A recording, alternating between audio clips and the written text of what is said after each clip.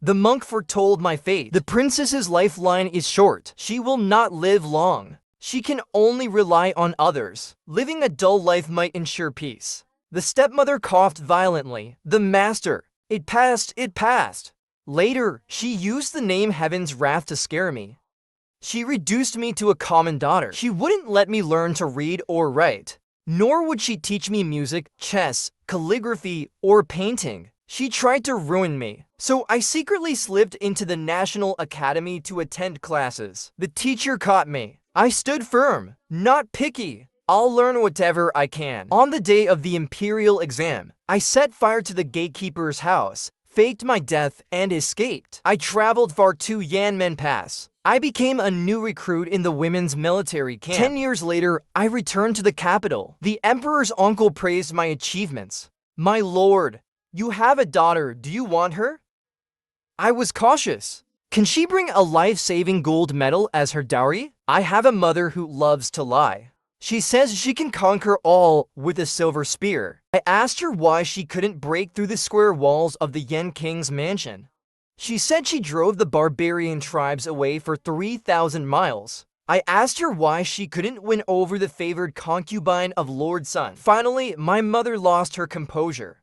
Yi Liqi, I don't expect your filial piety. I only ask you to keep quiet. Whenever this happened, the maid beside my mother would sternly say, "The princess, be cautious with your words. Everyone knows. The Yan King's wife is not favored." In the Grand Princess's courtyard, there are only 3 people. My mother, me, old Madame Boo. I'm the one who celebrates Boo. She was in charge of my mother. She acted more like a mistress than my mother. She would often take out the gold medal granted by the Empress Dowager. If the princess is dissatisfied, she can ask the Empress Dowager for judgment. The Empress Dowager will judge nonsense.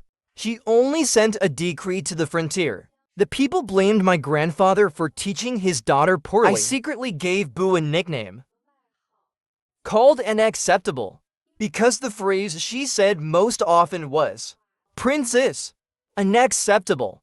3 times unacceptable in one dish. Unacceptable to lie in bed too long. Unacceptable to go to the latrine because of the stench. I asked my mother why she didn't ask father for support. She just stared blankly. Later, I found out. My mother's marriage to father was a pure conspiracy. My mother was the legitimate daughter of the Duke of the town. At 12, she went to the battlefield. At 15, she drove the barbarian tribes 3,000 miles away. Her name spread throughout the world. The current emperor, Yi Baiken, was still the crown prince at that time. He and my mother were childhood sweethearts. Back then, the late emperor would tease Yi Baiken, asking if he wanted to arrange a marriage. Yi Baiken answered clearly. A marriage granted by the emperor is naturally of incomparable nobility. But I just want to make Shen Pingshuang nod. She didn't agree. I was willing to let her go free. The late emperor laughed heartily, saying he was a fool in love. After my mother returned to the capital alone, she nodded with a smile. But just before the wedding, the competition between the crown prince and the Yan King for the throne reached a boiling point. The Yan King used a scheme to tarnish my mother's reputation. The entire capital witnessed it. They watched helplessly as mother fled from the Blue Prince's mansion in disheveled clothes. The Yan King chased behind her, shouting hoarsely, "Frost, I don't mind." Everyone said my mother seduced the Yan King, but he discovered she was not a virgin. This reminded everyone of the time my mother was captured by the enemy. Everyone thought they had uncovered the truth. The marriage contract between the crown prince and my mother was annulled. The Yan King generously declared that he would marry my mother. My mother, who had never lowered her head in her life, desperately pleaded with Yi Baiken to help her. All she needed was for the soldiers at the city gate to change shifts, to avoid the time when the incense was burned. Then I could escape. Yi Baiken looked on quietly, saying nothing. My mother reluctantly settled for a compromise. Or you could take me as a concubine. I won't disgust you. I only ask for a few days of shelter in the East Palace. Once the storm has passed, I will die of illness and return to Yanmen Pass. I will never appear again. Under the moonlight, Yi Baiken gently reached out and adjusted her hair. The words he spoke were colder and more piercing than ice. Frost, you cannot leave. Go to the Yan King's mansion. Keep an eye on the Yan King for me.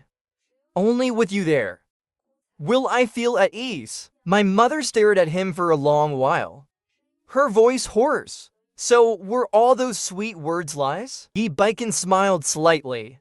They will be true in the future, once the Yan King is dead.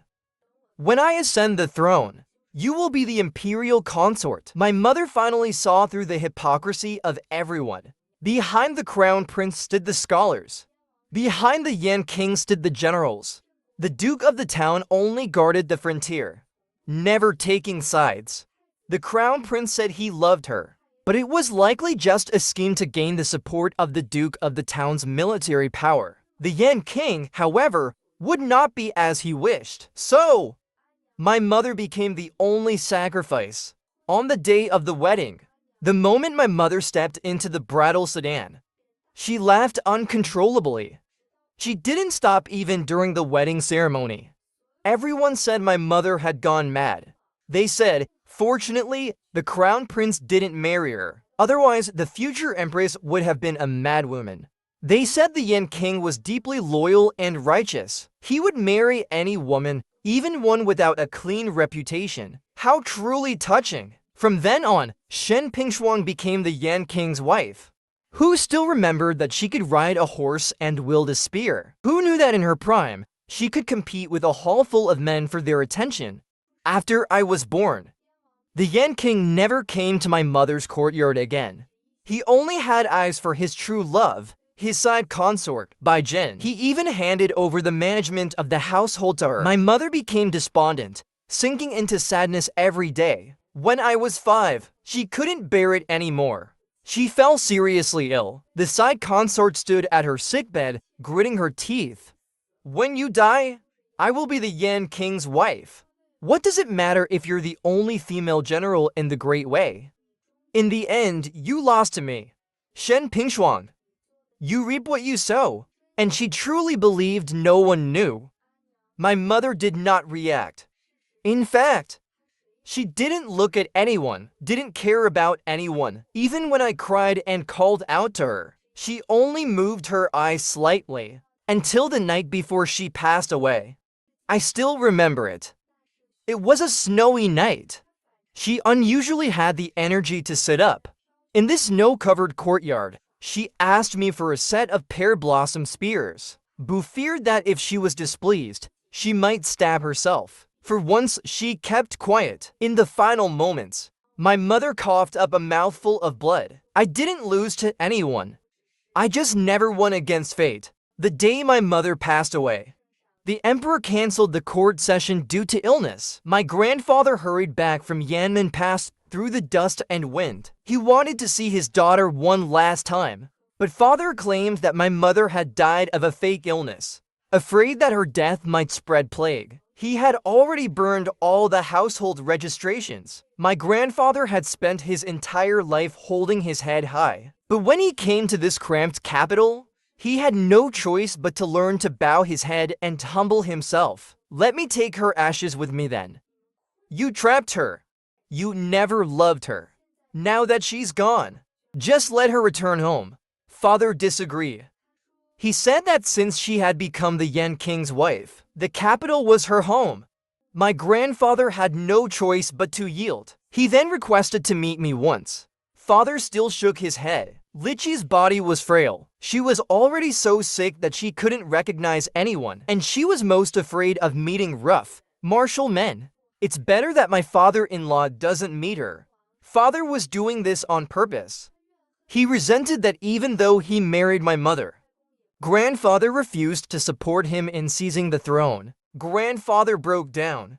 The emperor had only allowed him 10 days to leave Yanmen Pass. He traveled without rest, hurrying and dragging his pace. But in the end, it was all too late. Grandfather, on horseback, cried loudly, crying while desperately rushing back to Yanmen Pass. But he drank the wind, suffered exhaustion all the way. Father treated the matter as a joke and told it to consort Bai and their daughter, Yimingju. Both of them laughed heartily. I could no longer bear it. I hated all of you. But before Father's slap could reach my face, Bu Jiuan appeared miraculously in the room. The small bamboo board lightly landed in my palm. Princess, be cautious with your words. Princess, unacceptable. I understand. Someone will have to be unacceptable. After my mother's death, I was the unlucky child chosen for this fate. After my mother's 7th-day ritual, Father couldn't wait to make Bai-side consort his primary wife. Yimingju's status also rose with the tide. She became the legitimate daughter of the Yan King, and I fell ill. A bowl of medicine after another. But each day was more muddled than the last. Rumor spread through the capital that my mother couldn't bear to leave her child behind and wanted to take me with her, until one day after court had ended. The emperor casually said, "If she can't be healed, send her to the palace to be treated." From that day onward, I began to recover. I knew it was the emperor who gave me a sliver of hope, but it was only a sliver. That's all. A few days later, my stepmother invited a renowned monk from Baima Temple to our house, and the monk, upon seeing me, was horrified. The princess's fate line is extraordinarily short. It is doubtful she will live long. Only by living under someone else's roof. Living a mundane life might keep her safe. I remained expressionless. Is that so? But you haven't seen my palm prints yet, have you? My stepmother coughed violently from the side. The monk hastily said, "It's all right, it's all right." Afterward, my stepmother sent a gift of 10,000 taels of gold, but the monk only accepted 1 ingot and gracefully left. From that day onward, my stepmother used the excuse of fearing my heavenly misfortune to reduce me to a common daughter. My status became awkward. When I was born, the emperor, out of respect for my mother, had granted me the title of princess. But Yimingju, born to my stepmother, the emperor still hadn't bothered to remember her name. But after my stepmother became the Yan King's wife, Yimingju became the legitimate daughter. I, on the other hand, was left with the title of princess without the substance. But I was only treated as a common daughter. My stepmother, in front of others, would act as if she had a heart full of maternal love. "Lichi, be a good girl," the monk said. "Only by living an ordinary life can you be safe. Your mother only wishes for you to live, that's all." So, she didn't let me read or learn, nor did she allow me to study music, chess, calligraphy, or painting. She didn't let me learn anything. Clearly, she was preparing to waste me away. In contrast, there was Yimingju. My stepmother had invited the best female tutor for her, planning to turn her into the brightest talent in the capital. 2 outsiders. My stepmother seemed to be a loving mother. But those in the Yan King's household, I knew I was living a life worse than a dog's. On the anniversary of my mother's death, I secretly burned paper for her in the courtyard. Yimingju barged into the courtyard with her people. She kicked over the fire pot. "Your parents are still alive. Why are you burning paper? Are you cursing them?" I was pinned firmly to the ground. I could only watch as she ordered her people to run wild in the courtyard. The autumn leaves my mother had tied for me were smashed. The grape trellis she had built with her own hands was knocked over. Finally, Yimingju found my mother's pear flower spear. My eyes turned red with rage. My mother's pear flower spear had once pierced the head of the great Rong Khan. "How dare you touch it?" Yimingju laughed, her voice trembling with delight. "So what? She's dead. It's just gathering dust in the storeroom. I'll find a good use for it." I heard the handle of the eastern toilet's broom just broke. This spear is the perfect length. I went mad, charging forward with it. But I was too young. I didn't have the strength to do much, let alone those servants trying to please Yimingju. They were harsh in their treatment. Some even pressed so hard they broke my bones. The pear flower spear was forcefully taken from me and bound with dirty, stinking rags. Yimingju ordered that I be dragged to the eastern toilet. A servant poured a bowl of golden liquid over me.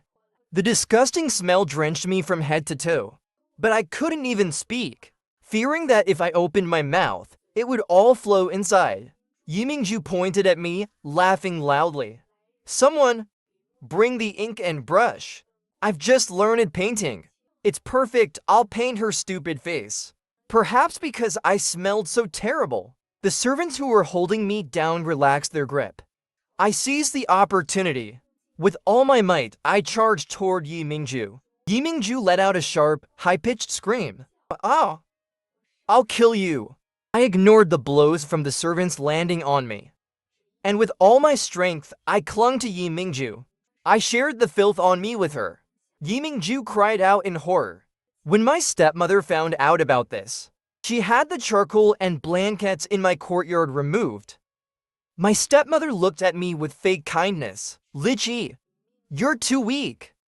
You need to suffer a bit to live longer." At night, I trembled with cold, but Buji held a hot water bottle to keep warm, mocking me cruelly. "For the sake of some trinket, you've turned yourself into this miserable state." I couldn't help but retort. "It's not just any trinket. It's a person. What does it have to do with things? Where can I go now that I've come this far?" From that day onward, I began learning to become invisible. Even when Yimingju came repeatedly to humiliate me, I remained expressionless, acting numb. Gradually, my stepmother and Yimingju found me boring and stopped paying attention to me, so I learned to sneak away. Every morning, before the rooster crowed, I would sneak out. I ran all the way to the National Academy to sit in on classes. The 4 books and 5 classics. The 6 Arts of a Gentleman. Humorous remarks. Blowing nonsense. I listened to anything I could.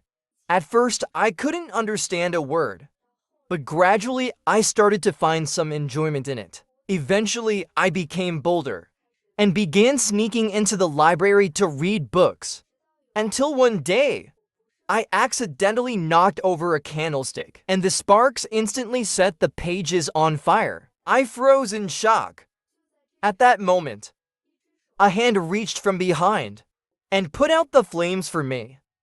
"Little girl, be careful, you might burn that pretty face of yours." I had thought the library was empty, but this voice startled me so much I jumped. I turned around and saw a scholar in black robes smiling at me. I stepped back warily. "Who are you?" The scholar replied slowly. "Didn't you attend my class before? You don't recognize me?" I was stunned for a moment, then suddenly remembered. "You're Zhu Song." Zhu Song's name was famous far and wide.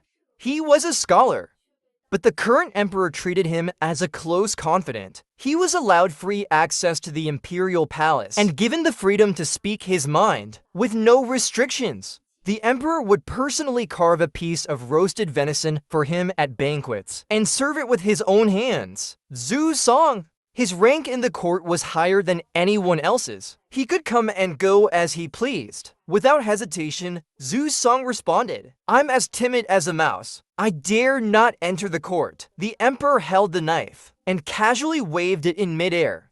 He joked, "Who dares to bully you? I'll support you."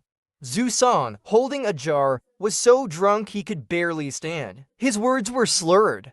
"Then I dare not even more." The emperor swung the knife, each stroke cutting deep. After speaking, he put down the jar and fell into a deep sleep. All the civil and military officials were like frozen cicadas, afraid to speak. The emperor was expressionless for a moment, then burst into loud laughter. All the officials, except for Zhu Song, were his confidants. Later, Zhu Song became a teacher at the National Academy.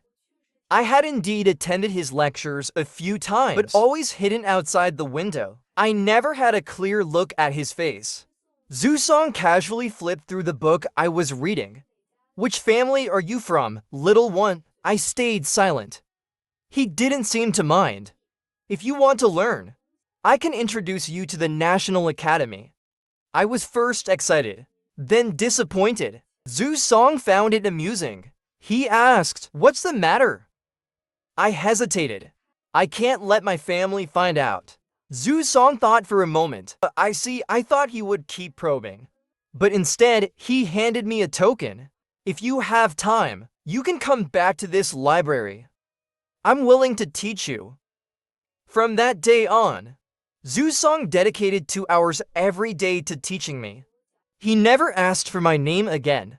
He just called me Little One. The things he taught me were vast and varied. From heaven's mandate is called nature. Nature's way is called the Tao. Following the Tao is called teaching. He even talked about the minister of state's son who was obsessed with a widow, shamelessly took her home from the borders of the land. Could it be the king's subjects? He spoke of the Helen Mountains, warning not to ask people's names there, for it's a no man's land. Asking for a name is like asking for one's life. Occasionally, I would also attend other people's classes. Zhu Song was furious. "I'm teaching you. Do you need to listen to others babbling?" I replied with confidence. "I don't discriminate. Anything I can learn, I'll learn." This life went on for 2 years. Zhu Song said I could graduate. I looked at him with doubt, wondering if it was because I didn't have money for the tuition. Maybe he didn't want to teach anymore. Zhu Song seemed to see through my thoughts. He reached out and tapped my forehead. "In a moment's time, the things you can learn are limited. You see, the more you read, the smaller your mind becomes. With no open heart, little one." On my way home, I repeatedly thought about Zhu Song's words. While lost in thought, I accidentally bumped into the prince's procession. The guards reacted swiftly, drawing their swords and pinning me to the ground. "Scoundrel! Where did this troublemaker come from? How dare you collide with the prince's procession?" As I desperately thought of a way out, I locked eyes with the prince. He paused for a moment, then personally stepped down from his carriage and extended his hand to me. "But Miss Huaz." I blinked, my mind in a daze. I instinctively answered, "No! I am Potato's father." The prince's eye twitched. Just then, Yimingju passed by. She wore a newly tailored lake blue brocade dress, her golden hairpin adorned with a ruby the size of a pigeon's egg. She walked shyly. "Lan Cow, have you seen where my handkerchief went?" "Prince, your highness. How coincidental, Yi. How come you're here?" Yimingju, of course, didn't just happen to pass by. She had intentionally orchestrated a chance encounter with the prince. As for this, father was naturally unaware of it. And when things unfolded this way, the prince had no choice but to personally escort me and Yimingju back home. When father learned that his precious daughter, whom he cherished so much, had fallen for the son of his enemy, he flew into a rage. "My daughter, how could she marry the prince? I've spent my life being oppressed by Yi Baiken. Now my daughter is to be crushed by his son." Rough words, but not without logic, though it was a bit too harsh. Yimingju refused to relent, crying and throwing a tantrum. "I like him. I want to marry him. Anyway, he's going to be the emperor. Then I'll be the empress." Before she could finish speaking, there was a loud slap.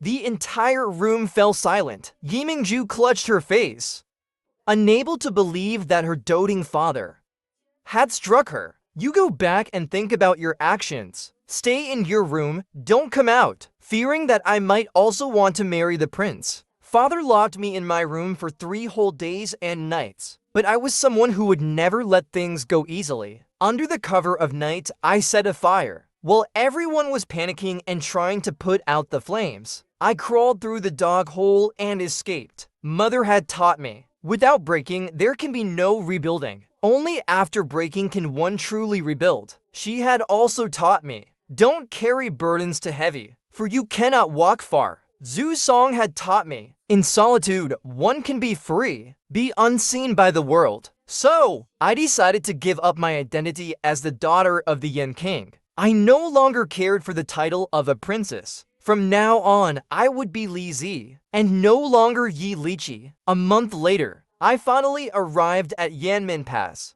the place that mother had always longed for. At this point, even I couldn't recognize myself as a girl anymore. My face was always covered in dirt that couldn't be washed clean, lines and streaks of it. The only thing I couldn't disguise was my Adam's apple, so I had to keep a scarf on at all times. On the journey, I still gave myself away sometimes. People would suspect I was a girl, but I was no longer flustered.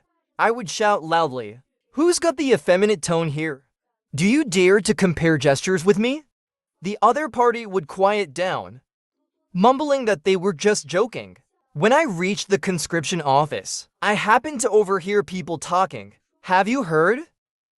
Yi Wing's daughter, Shen Pingshuang's daughter, is dead." Yes, I heard. I heard they said the fire burned for 3 days and nights. Couldn't be extinguished. When the fire finally went out, they pulled out a charred skeleton from the house. At that moment, I was full of doubt, wondering if my own fire had caused harm to someone. Then a commotion ahead caught my attention. The Duke of the State was personally coming to the conscription office. I couldn't help but turn towards the sound. I had never met my maternal grandfather, but with just one glance, I could distinguish him from the crowd, because my mother looked exactly like him. Their eyes were slightly upturned like phoenix eyes, a straight nose, and their lips were always tightly pressed together. He happened to walk right past me, and I couldn't help but feel a pang in my heart. Without thinking, I stretched out my hand, wanting to embrace him for that brief moment. But my grandfather moved first. He pulled me into his arms with force. He picked me up and slammed me onto the ground with a loud crash. The immense impact made stars dance before my eyes. At the same time, my rationality returned. Yi Lizzie no longer existed. If I were to recognize my grandfather, his situation would become incredibly awkward. Hiding me away would be no different from deceiving the emperor. And the reason I came here was not to seek protection. In the blink of an eye, I made up my mind not to recognize my grandfather. At that very moment, my grandfather was looking down at me with a face full of disdain. Where did this new recruit come from? Did he just wean off milk? Where's the person in charge of the conscription office? Is this a matter of connections? The person in charge of conscription was a middle-aged man, and everyone called him Old Huo. Old Huo, wiping away sweat, rushed over anxiously. "Oh, this kid, the Duke of the State. This kid, though small, has a special talent." That's right. I was born with an exceptionally keen nose. Everyone says the army is tough, but I felt there was no better life than this. 3 meals a day, and every meal was enough to fill me up. In the morning, the military instructor taught us how to wield knives. In the afternoon, the scholar taught us calligraphy. Every 10 days, the Duke of the State would personally teach us military strategies. Even the sunsets here were far more beautiful than those in the capital. Time passed by day after day. In the blink of an eye, I felt as though the wind and sand had weathered me into someone stronger. My first time on the battlefield was when I was 12. I knew nothing. I only knew to follow closely behind the Duke of the State's horse, running like mad. In the end, we won the battle, but I didn't even know how. I just laughed along with everyone else. And on my 20th birthday, I could already chase after the great general of Goryeo and send them tumbling out of the borders. I became the youngest commander in the women's army at the age of 22. In a rather unremarkable battle, I captured the little prince of the Raksha kingdom and used him as a bargaining chip to exchange for 2 cities that would have been seized by Raksha. The news reached the capital, and the entire country was in shock. The emperor personally sent someone with an imperial edict and appointed me as the loyal and brave general. When the eunuch arrived with the decree, the atmosphere in the tent was incredibly strange. I was like a quail, hiding my face in the corner, looking down. The Duke of the nation's son, Shenjui, stared at me. "Why didn't you inform the Duke of the plan beforehand? Do you realize how much trouble you could have caused by acting on your own in a battle?" I answered honestly, because I hadn't planned it in the first place. At that moment, that bastard was already in my grasp. How could I not catch him? It would have been impolite. I didn't tell the full truth. The real plan was that I had already intended to use the Raksha prince to trade for the cities. It wasn't out of a desire for credit, but because since I was little, my mother had always drilled into me the one thing, that if I hadn't been sent to the capital to marry, Xiangbei and Kidu would have been back in my hands long ago. I had never given my mother a proper gift. So these two cities were my gift to her for her birthday. My uncle Shenjui was still muttering, greedy and reckless. You're dizzy from success.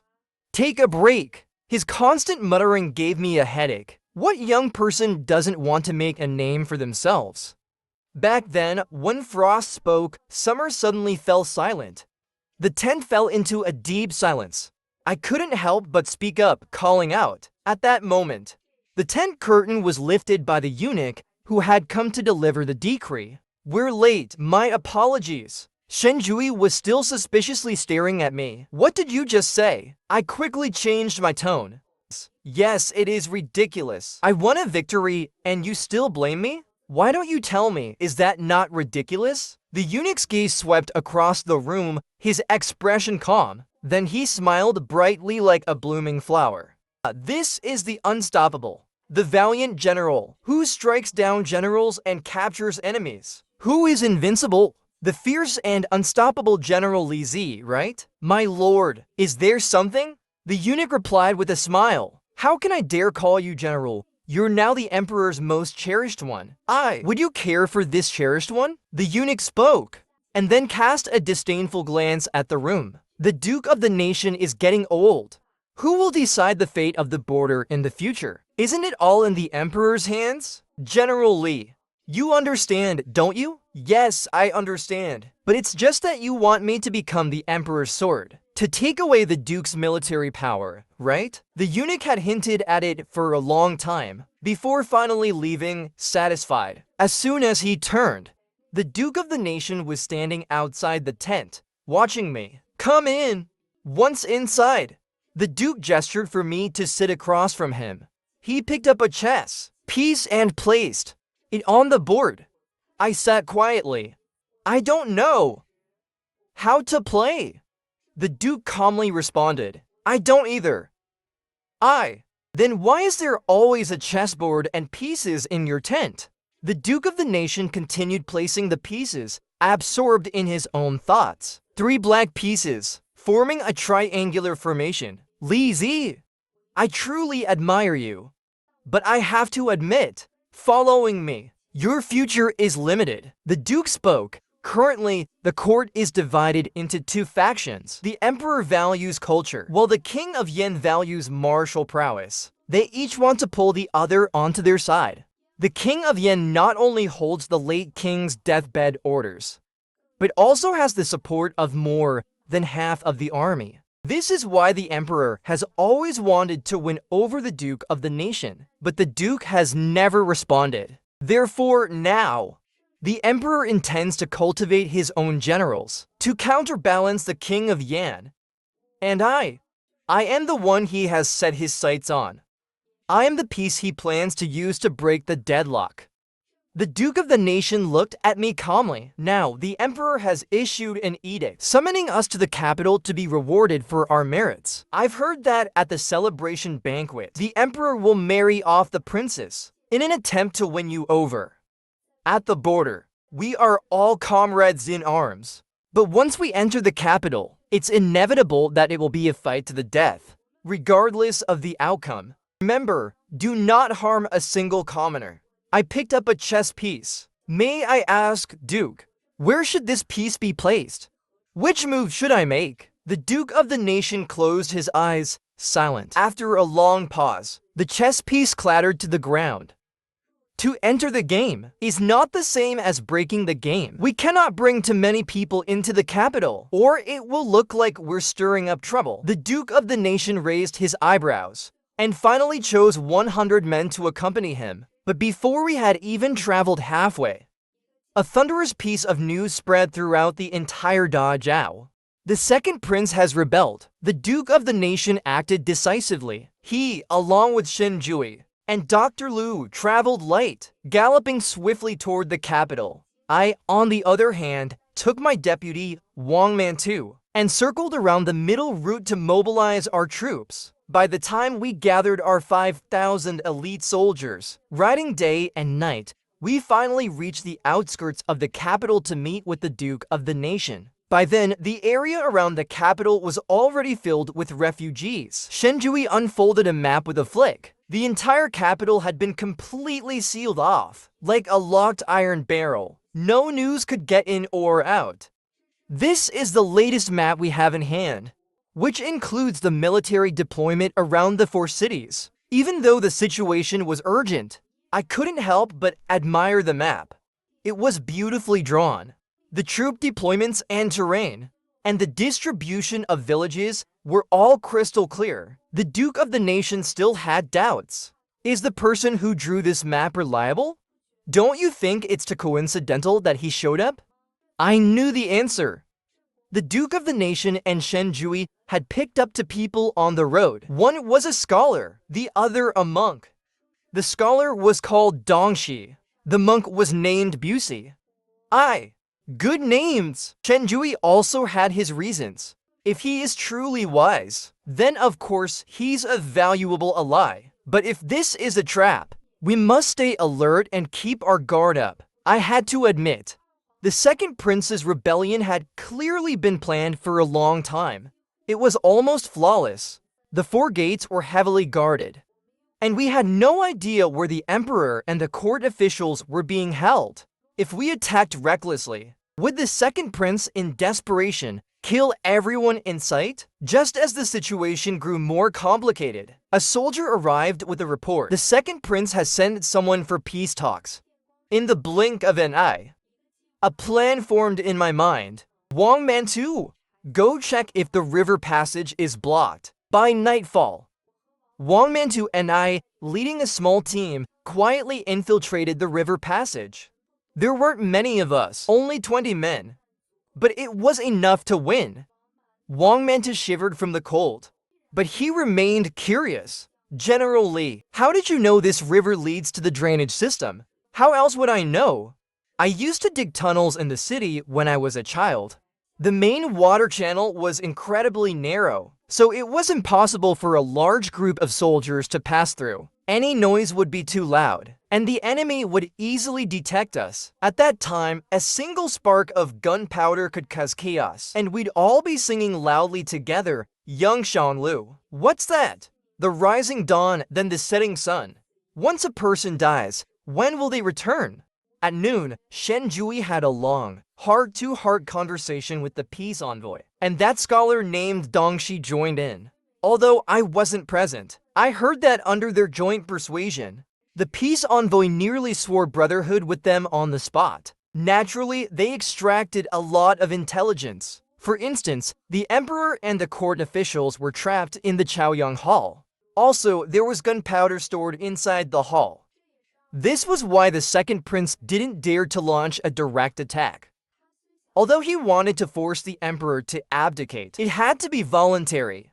Otherwise, if the crime of patricide were confirmed, how could he, as the new emperor, ever gain the people's trust? The operation went surprisingly smoothly. 20 elite soldiers silently infiltrated the second prince's camp. We changed into the enemy's uniforms. At the stroke of midnight, the enemy's supply warehouse suddenly caught fire. In an instant, there were shouts, gongs, and drums. Even the sounds of firecrackers filled the air. In the midst of the chaos, Wang Mantu leapt onto the city wall, holding up a head, its face obscured. Traitor Yi has been executed. Quickly, drop your weapons and surrender. Just as the traitor army was thrown into disarray, one of them shouted, "Nonsense! I'll live to 100. The second prince's words were interrupted. I quickly swept behind him, and with one swift chop of my hand, knocked him unconscious. Then, with a louder voice, "How dare you impersonate the second prince? What a bold move!" It was really unnecessary. Because the noise was so loud, no one could hear the second prince's tiny protests. My captain, Lu Xiaoju, raised his arm and shouted in the confusion, "Don't panic! I've heard that those who surrender won't be killed. Let's all open the city gates. Let's welcome the Duke of the Nation into the city. Let's earn redemption through service." Saying this, he threw down his spear, shouting as he ran toward the city gates. A group of confused soldiers, as if they had found their guiding star, followed him in a chaotic scramble. Some even tried to pass him, to be the first to redeem themselves. Occasionally, some generals who tried to recover the situation were knocked unconscious by me. The morale of the entire rebel army had scattered. I smiled faintly. In war, as long as one person drops their weapon, soon others will follow suit.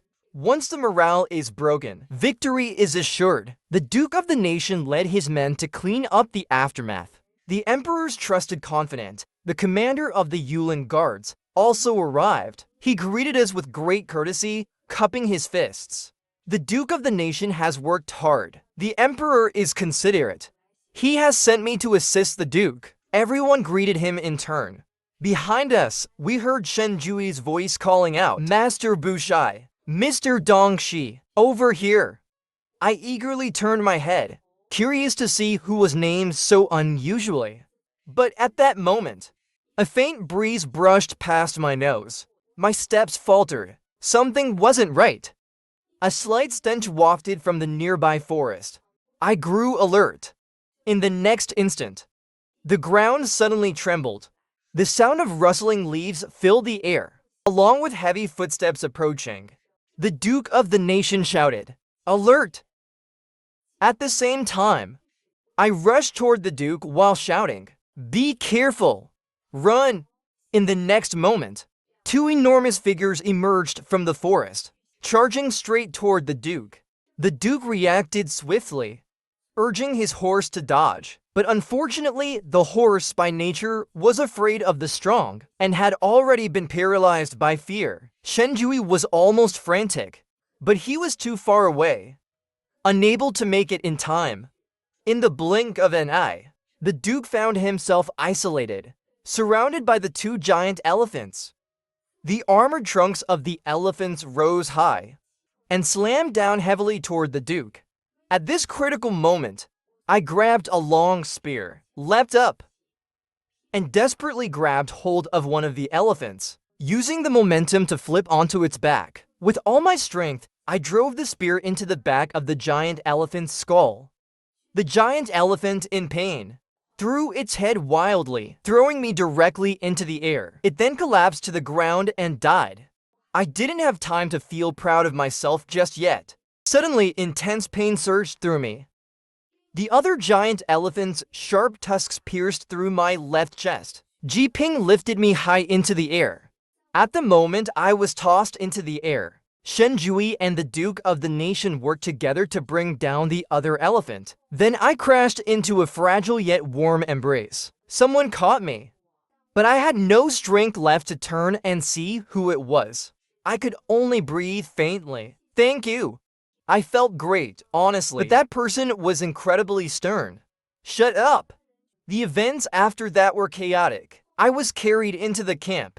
The Duke of the Nation, Shenjui, and Lushini all squeezed into the already small tent. It made me feel a lot of pressure. Shenjui was unusually kind to me. He instructed Lu Xinyi, the commander of the Yulin Guards, had already returned to report to the palace. He said that if I needed any rare medicinal herbs, I should let him know. He would have someone deliver them. As he spoke, he reached out to remove my clothes. "Quickly, take off your clothes and treat your injuries. Don't dawdle." I was startled. "Hero, hold on." At the same time, Jiping extended a hand from behind me, holding a folding fan. With a sharp pop, he struck Shenjui's wrist. A familiar voice followed. "Let go of her." The grip loosened. "Lu Xinyi, where's your female disciple?" At these words, the tent fell silent. Finally, the Duke of the Nation waved his hand. "Send for her." "First, stop the bleeding." I sighed in relief. Everything went dark and I fell unconscious.